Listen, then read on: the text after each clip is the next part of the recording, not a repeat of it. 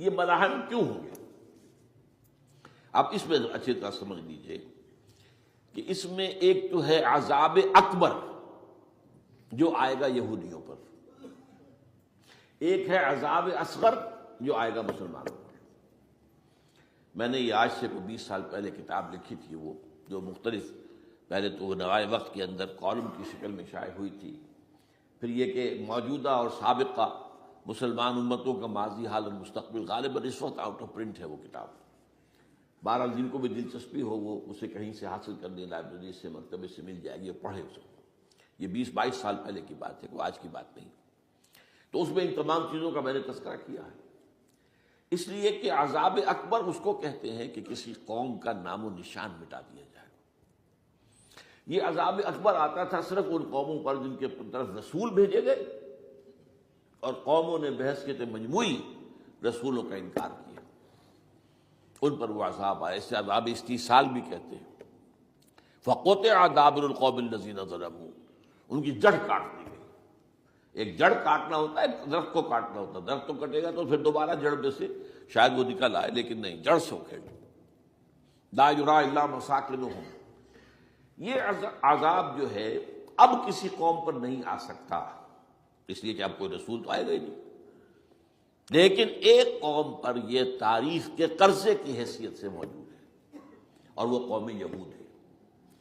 ان کی طرف رسول بھیجے گئے حضرت عیسیٰ ابن مریم، رسولا الی بنی اسرائیل، اور انہوں نے یہ بات تو بہت دور کی تھی کہ مانتے انہیں اور ان پر ایمان لاتے، الٹا جو کچھ کیا ہے آپ کو معلوم ہے۔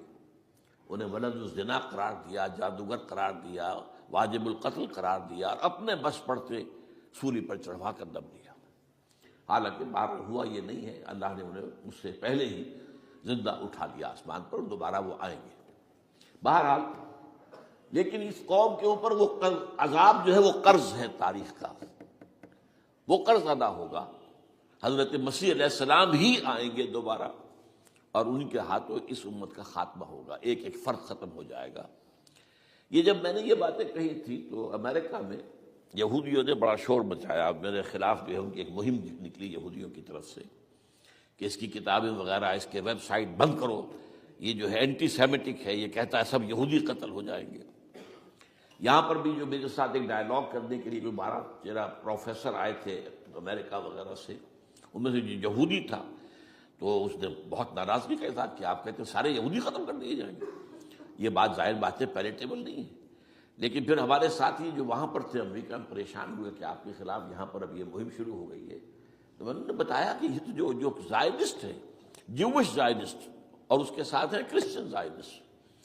کرسچن زائنسٹ کا رسالہ نکلتا ہے ٹرمپٹ، جو فلاڈلفیا ٹرمپٹ، اس کے مدیر نے خود لکھا ہے کہ 80% یہودی قتل ہو جائیں گے۔ اس کو میں نے یوں سمجھا ہے کہ 20% وہ ہوں گے کہ جو حضرت مسیح کی آمد ثانی پر ایمان لے آئیں گے، وہ بچ جائیں گے، لیکن باقی جو اڑے رہیں گے اس کے بعد بھی تو وہ ختم کیے جائیں گے۔ تو یہ عذاب الاکبر جو ہے تاریخ کا ایک قرض ہے کہ جو ادا ہوگا، ورنہ کسی اور قوم پر یہ عذاب اکبر اب نہیں آ سکتا۔ لیکن دوسرے درجے میں یہ عذاب ہوگا امت مسلمہ پر۔ امت مسلمہ بھی تو عذاب کی مستحق ہو گئی ہے۔ وہ عذاب جو یہودیوں پر بہت پہلے آئے تھے، ضربت علیہم الذلۃ والمسکنۃ وباؤوا بغضب من اللہ، یہ تھا کہ نہیں تھا؟ حالانکہ انہوں تو یہ خیال تھا کہ we are the chosen people of the Lord, ہم تو اللہ کی منتخب قوم ہے۔ وی آر دی، قرآن کہتا ہے کہ ان کا قول یہ تھا نحن ابناء اللہ واحباؤہ، ہم تو اللہ کے بیٹوں کی طرح ہیں اور اللہ کی جو ہے بہت چہیتے ہیں۔ کہ عذاب آئے، نبوکدنضر کے ہاتھوں آیا، اسیرینز کے ہاتھوں آیا، پھر یونانیوں کے ہاتھوں، الیگزینڈر دی گریٹ کے ہاتھوں آیا، پھر رومنوں کے ذریعے سے آیا، اور پچھلی صدی میں جرمنوں کے ذریعے سے آیا۔ تو عذاب آئے، یہ عذاب تو، لیکن قوم ختم نہیں ہوئی۔ وہ عذاب اکبر نہیں تھے، یہ عذاب مختلف حصوں میں آئے اور بڑی بڑی تباہیاں آئیں، لیکن وہ عذاب اکبر نہیں تھے۔ اسی طرح کے عذاب ہم پر بھی آئے، ہم پر کروسیڈرز آئے اور لاکھوں مسلمان قتل ہوئے۔ یروشلم ہمارے ہاتھ سے 88 برس تک نکلا رہا، اور اس پر عیسائیوں کا قبضہ رہا، ندیاں خون کی بہہ گئی مسلمانوں کی، اور پورا میڈیٹرینین کا ایریا جو ہے تقریباً قبضے میں رہا ہے عیسائیوں کے۔ پورا یورپ اس وقت آیا تھا، یہ جو کروسیڈ نا 250 برس تک وہ جاری رہے, waves after waves of the crusaders coming and attacking and conquering this cities. یہ جتنی بھی فلسطین وغیرہ کا علاقہ ہے جس کے اندر ان کا اثار ہے, اور شام کا علاقہ ساحلی. پھر آپ کو معلوم ہے ہمارے اوپر حساب اس سے بھی بڑا, اس سے کئی گنا بڑا آیا تاتاریوں کے ہاتھوں. کروڑوں کے قریب انسان جو ہے مسلمان قتل ہوئے.